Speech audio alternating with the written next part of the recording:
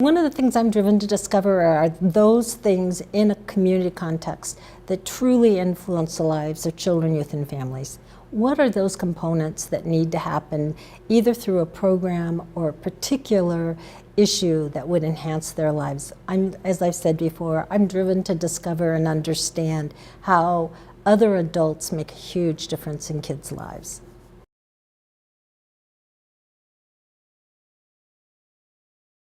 I have two tracks of research. My first track is really looking at the role of community, particularly community programs, in really impacting or affecting the lives of young people as a context.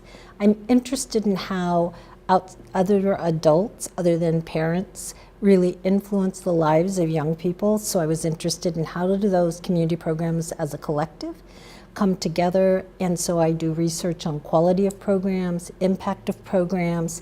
So that's one area of research. My other is much more around public policy.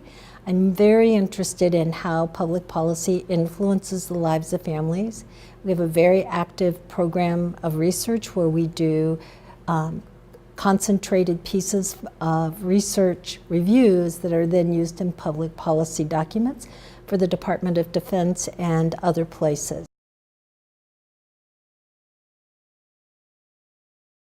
Well, I think one of the things we're really becoming aware of is when public policy is formed outside of good research, sometimes those policies don't work as well for families as they could. We know that when you take research-based information, which has already been founded in the literature, and you take numerous studies and you put them together, then you have a basis from which to make those decisions. Just making a decision on what you think might work doesn't always provide the greatest outcomes. So one of the things you see in this department is really around looking at what do families need, what would work best. Department of Defense is not the department that works with the veterans, that's the VA. They're two separate entities. The Department of Defense has a family unit which is focused on active duty members and their families.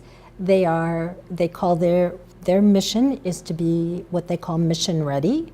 So having families that are secure and grounded and functioning well is important for the mission of the Department of Defense.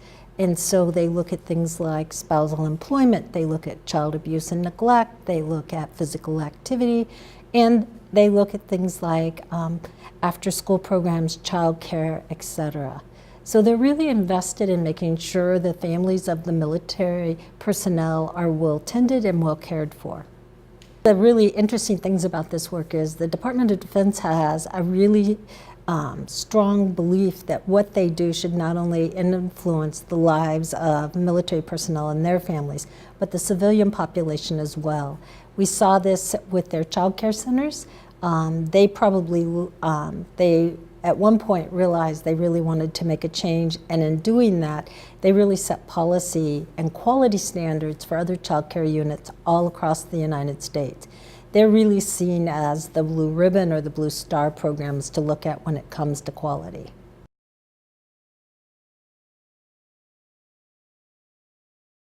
Well, I think that one of the things we forget is that theory really does inform practice. Sometimes, as we said with public policy, if you go off and do the work without being well grounded in the theory and the research, you often make decisions based on emotionality. You think about how it feels rather than what works.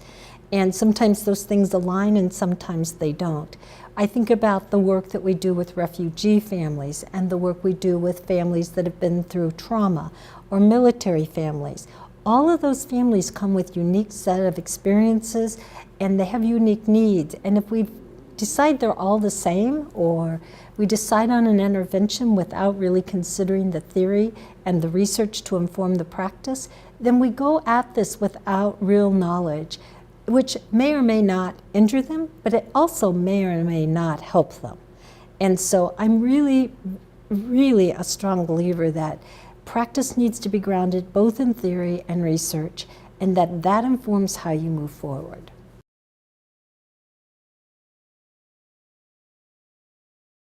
Well, one thing I know is this area of research is going nowhere. except to expand. Because what we know, whether you're talking about technology in families, which we research, or you're talking about how you deal with a death in a family and distribute the wealth among the members of the family, those things will never change. Those are pretty ingrained in everyone's lives. We've seen it since the beginning of time. How we do that research may change dramatically. That's one of the exciting things to me. I don't know what research will look like in 30 years, but I see how it's changed over the last 10 years or 15 years. We never used computers the way we use computers now. We never thought about how to use video cameras in the same manner that we use them now. The portability of all of that equipment makes a huge difference in how you study families. If you can take a small video camera into a home or into a community and follow a family around, you can learn a great deal. You can't take huge pieces of equipment and follow them around. We now have handheld devices that lets us collect data in a hurry. You can hand them out. People can fill in their surveys in a very short period of time. So how we do the research will change dramatically.